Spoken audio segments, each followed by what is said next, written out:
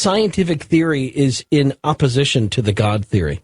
Well, I would say it's the one that tries to explain the fine-tuning of our universe. Those 10 laws, those 10 laws and constants of nature that I alluded to earlier, explain those in terms of statistics, in terms of saying, well, this implies that there's got to be lots and lots of other universes that are different from ours. In fact, if you read Leonard Susskind's book, he talks about string theory. Now, this predicts that there should be 10 to the 500th power other universes. Now, that's 1 followed by 500 zeros, a number that's beyond imagination, practically. So many other universes that are all different from each other, in order to have ours be just one of that ensemble. So ours is not special, it's just one of the statistically different ones, and we're in this one because we couldn't live in any other one. That explains it. Well, that's in opposition to the God theory. It's perfectly legitimate. If you want to believe that, you can. I'm not going to argue that I can disprove that. I can't. I just don't happen to prefer that one. I happen to prefer the one that says there is an intelligence behind the universe, and the reason the universe has these fine-tunings is because the objective of the universe is to be able to let life forms originate and evolve so that this consciousness that is eternal can enter into those life forms and experience what it's like to live in a physical universe. Because that experience is much, much richer than simply the potential of being able to do it, not doing it. It's like, as you mentioned earlier, like having a game that you design but never play. As an astrophysicist, how far away do you think is the nearest universe or nearest planet like ours, or unlike ours, but the nearest planet that could sustain life? Well, it could be a few dozen light years. We've discovered about 350 planets so far, orbiting around other stars. Now, most of those are not at all the kind of planets that you'd want to have for life, because they're mainly very heavy planets, and that's just an accident of the way they're discovered. The technique used to discover them just makes it impossible to detect Earth-like planets yet. Now, there's a mission that NASA just launched called the Kepler Mission, whose job it is to find planets like the Earth by surveying something like 100,000 stars and looking for the transit, that is, the passage of planets across the line of sight between us and the star, causing a dimming of the starlight. Right. Within 5 years or so, that should detect hundreds of planets, many of them like the Earth. So the odds of there being an Earth-like planet anywhere nearby is pretty high. So somewhere in the local neighborhood of stars, which might be, 10, 50 light years away, there almost certainly is going to be another Earth-like planet of some sort.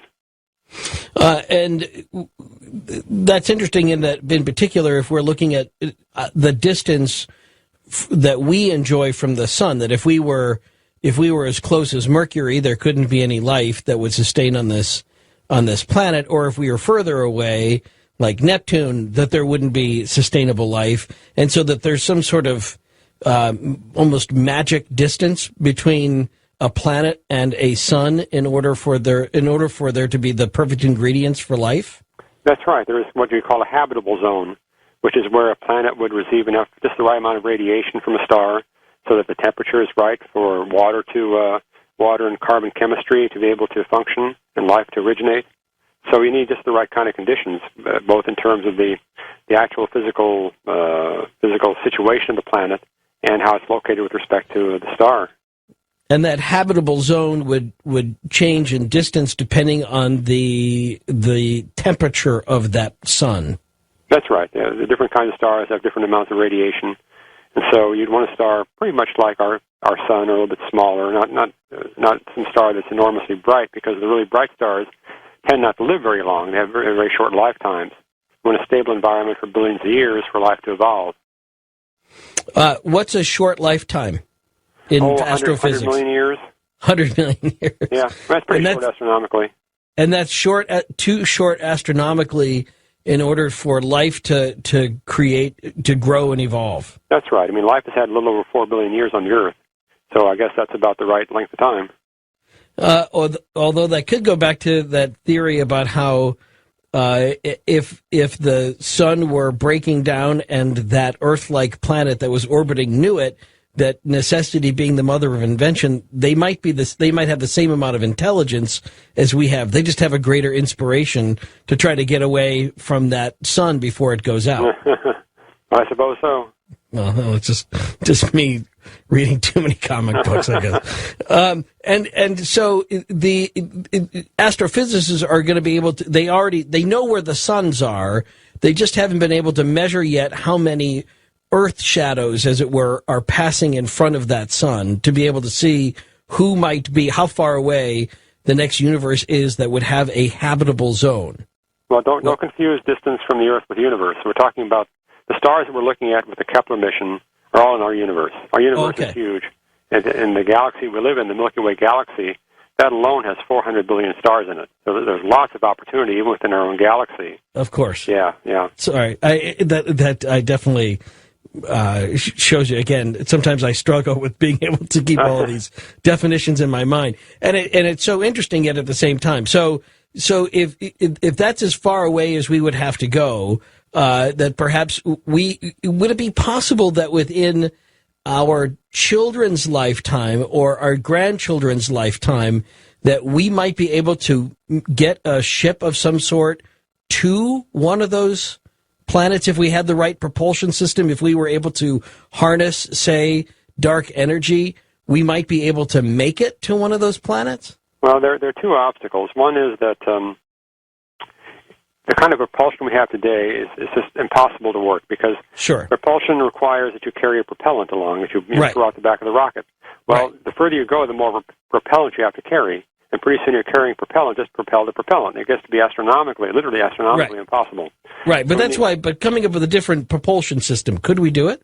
And then that takes us to the second problem. Even with a better propulsion system, physics as we know it limits us to the speed of light. So yes, you could do it, but it would be a long trip. Now, it may not be such a long trip if you're on board because of time dilation, as relativity shows that time passes at different rates for different velocities. However, as far as the civilization is concerned, they would be launching a mission into space that might last a century or more. Well, that's unlikely. It's a very costly thing to do when you get no rewards back from it any time soon.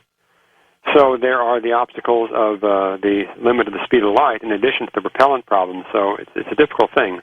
I think that the only way we'll get there, maybe I'm being too pessimistic, but the only way to get there would be something new that we haven't really done yet, something like a wormhole or slipping into some other dimension and zipping through that space that has different physical laws and popping back out where we want to.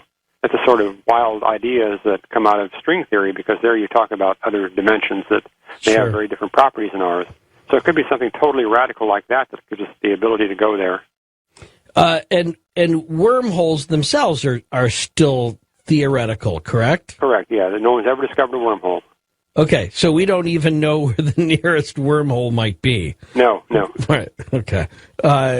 Would it be weird if it were like in Cleveland? You're right. Just hadn't found it yet, but it was there waiting for us all along. Well, what a great way to end the hour here with Dr. Bernard Haisch as we go into our last hour, your chance to get involved in the conversation. We could go with 0 point fields. We could go with the discussion we're having about the God theory. Any number of different ways along the way that you relate to this topic. Coming up, we'll take your calls next for Dr. Bernard Haisch. You can link up to him and the work that he's doing on the digital universe as well through coasttocoastam.com and find out more, too, about the work that he's doing through the website. And then, of course, too, coming up, we'll get to our last little bit here online. If there was a story I forgot to mention earlier, I want to get it to the very end of the show. It also ties into this next on Coast to Coast AM. This is Ian Punnett.